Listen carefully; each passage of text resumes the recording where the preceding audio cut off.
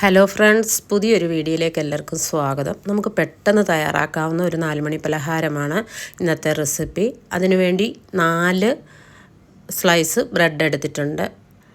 അത് നന്നായിട്ടൊന്ന് പൊടിച്ചെടുത്തതിന് ശേഷം അതിലേക്ക് ഒരു സവാള ചെറുതായി അരിഞ്ഞത് ചേർത്ത് കൊടുക്കണം.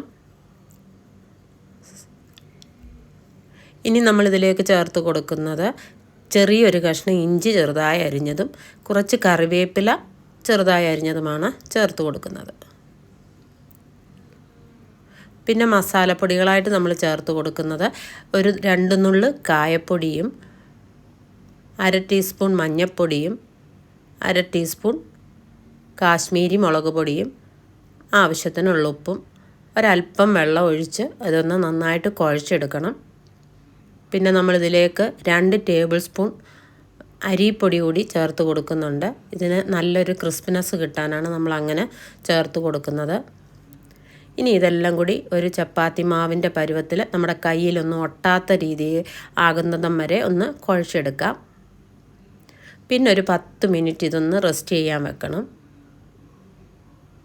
ഇതേപോലെ ഒന്ന് കുഴച്ച് എടുക്കണം.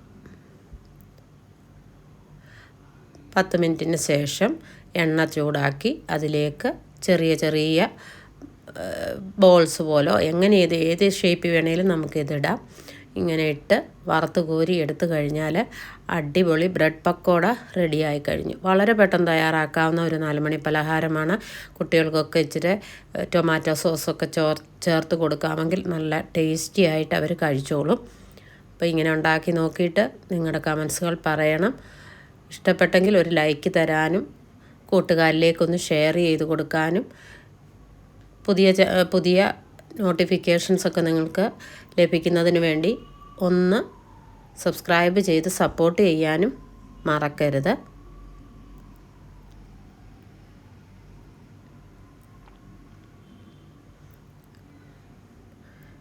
ബ്രെഡൊക്കെ ആയതുകൊണ്ട് പെട്ടെന്ന് വെന്ത് കിട്ടും. നമ്മൾ ഒരു മീഡിയം ഫ്ലെയിമിൽ വെച്ച് വേണം ഇത് വറുത്തെടുക്കാൻ. അതിൻ്റെ ഉള്ളൊക്കെ ഒന്ന് വെന്ത് കിട്ടാൻ ഒരുപാട് വലുപ്പത്തിലിടരുത്. ചെറിയ ചെറിയ ബോൾസ് പോലെ എടുത്തിട്ട് വറുത്തെടുത്താൽ മതിയാവും.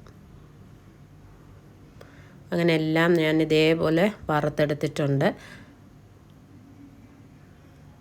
ഇനി ഒരു പുതിയ വീഡിയോയുമായി വീണ്ടും കാണാം. അതുവരെയും ബൈ ബൈ.